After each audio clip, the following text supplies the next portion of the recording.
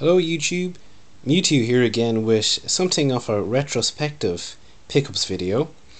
This lot of games I actually picked up during the summer on a trip to the UK, and when I knew I'd be going on holidays to the UK, I posted up in the Sega 8-bit forums asking if there was any interesting retro shops or places to visit while over in London.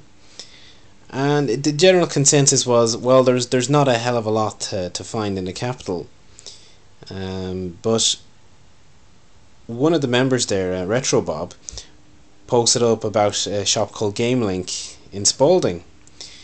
And not only, did he point out the shop, but he helped me get there as well when we got over. I mean, I have to say, a big thank you, a big shout out to him. Real nice guy, great member on the forums as well, but super nice to meet in person. And it was one of those cases where it's nice to see someone or meet people outside the context of the forum, where you can perhaps have more free flowing conversation, and it's not necessarily constrained to the type of chat that you'd have in the online kind of community, or not just talking about, say, Sega games. But so it was really great to meet Retro Bob as well, and really kind. I mean, big thank you to bringing us down to meet Martin, who runs the shop in GameLink. And Martin himself is also on YouTube. I think his username is Murphadurf83.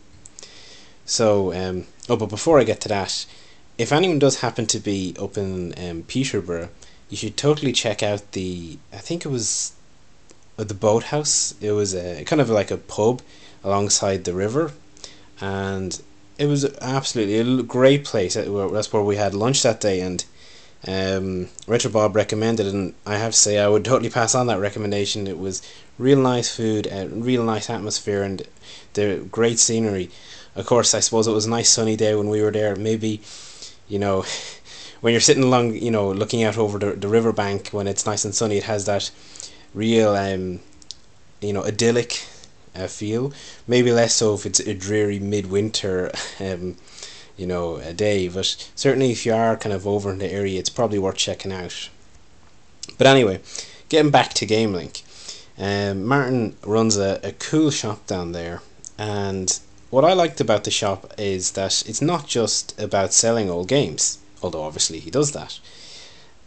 He's built up a kind of a community aspect. He runs tournaments and whatnot, and it's very much, it's more than just trying to be like a brick and mortar eBay seller or that type of thing. And certainly when I was over there, it was not like the retro shops we have here, where you are it's very much a case that they do it purely for profit and with no kind of interest or passion, or have no sense of community about it. When I went over, myself and Retro Bob were chatting to him for several hours, and sitting there with a cup of tea and the kind of sofa in the shop, and chatting about games and bits and bobs and YouTube and whatnot. So he has a great way of running the shop, and I mean, anyone who's seen his videos or the kind of related videos will know all about it. But anyway, when I was over there, of course, it was kind of like being in an Aladdin's cave compared to what we'd have over here, where I have at my kind of local game shop's disposal maybe one shelf of games.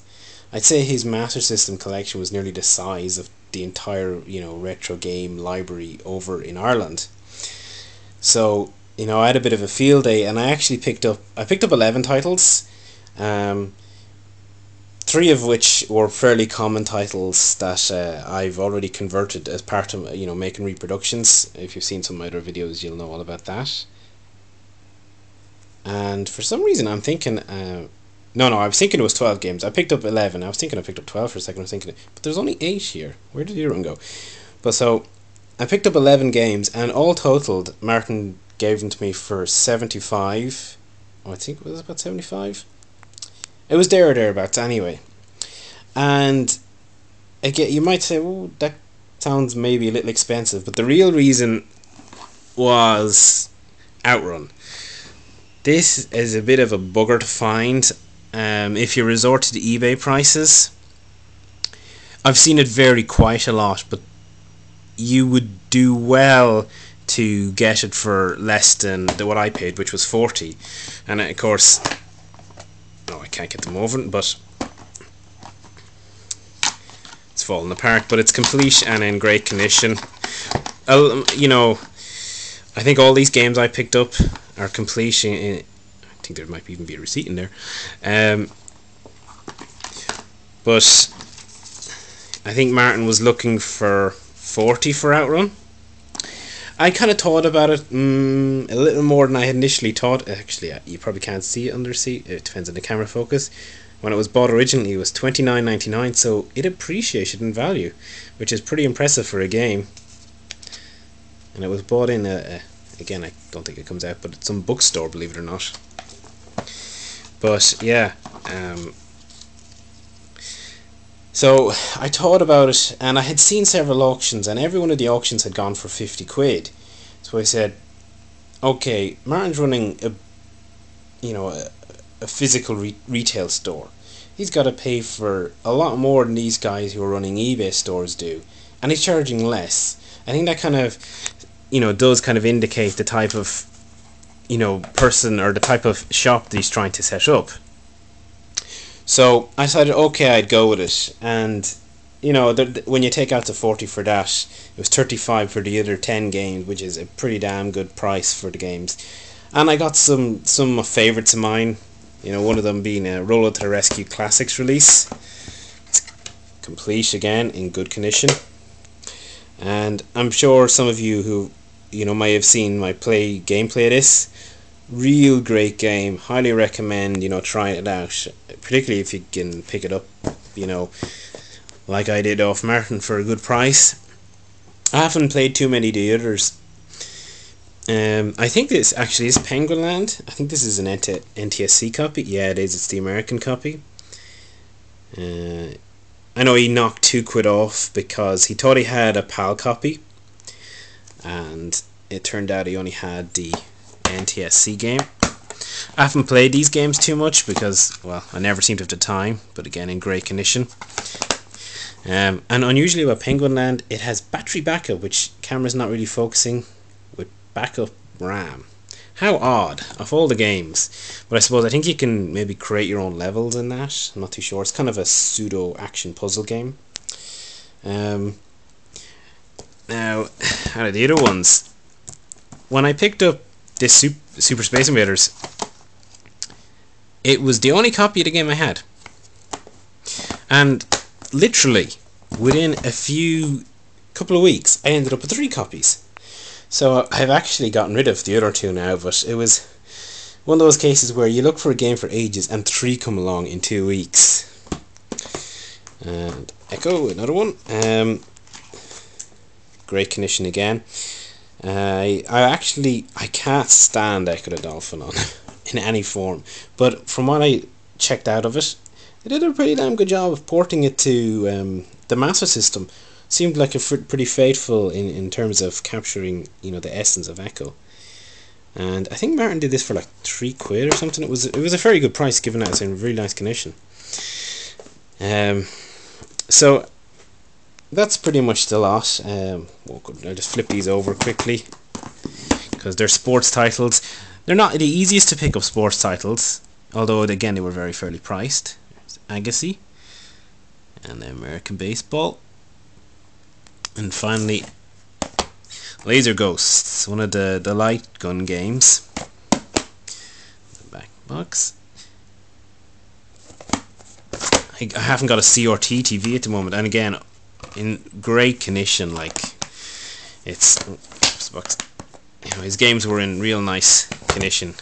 Plus, most of them are priced. One thing I noticed about at least the retro shops over here, but in general, a lot of them don't price their stuff, so you end up having to ask, and sure, it can be a case of, well, whatever the figure is in their head that day, and I don't know, it really discourages me, but most of this stuff is priced, so you can kind of, see what they're going for and tot them up in your head, and I don't know, I just prefer to having to go and ask for every single game, how much is this, how much is this, how much is this, but again, like, that's how he runs the shop. It's a much nicer retro shop experience. So I mean, in particular, I was absolutely chuffed to get Outrun 3D because it's the hardest 3D game to get, and it can fetch a fair bit in auctions.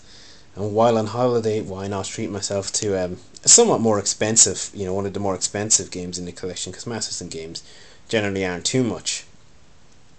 So all in all, it was a great trip, and again, I had a great time with Retro Bob, and it was real nice to meet both himself and Martin.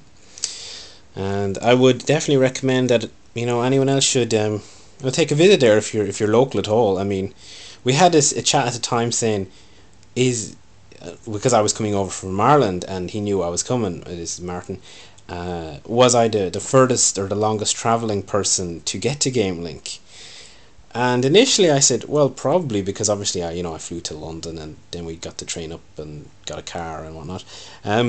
But on the other hand, if you go like as the crow flies, it's probably not that far. Whereas, sorry, I blocked the camera out with my hand there. Whereas some people, I think they had travelled down from Scotland and places, which is technically probably further away. So, people do travel to go there, which shows you that he does run a good business. And I think he might be running a tournament or something at the moment, so that might be worth checking out. Certainly look up his channel. I'll put a link in the description. So I'll leave it there for now, and thanks for watching as always, and hopefully you too can pick up some bargains in GameLink.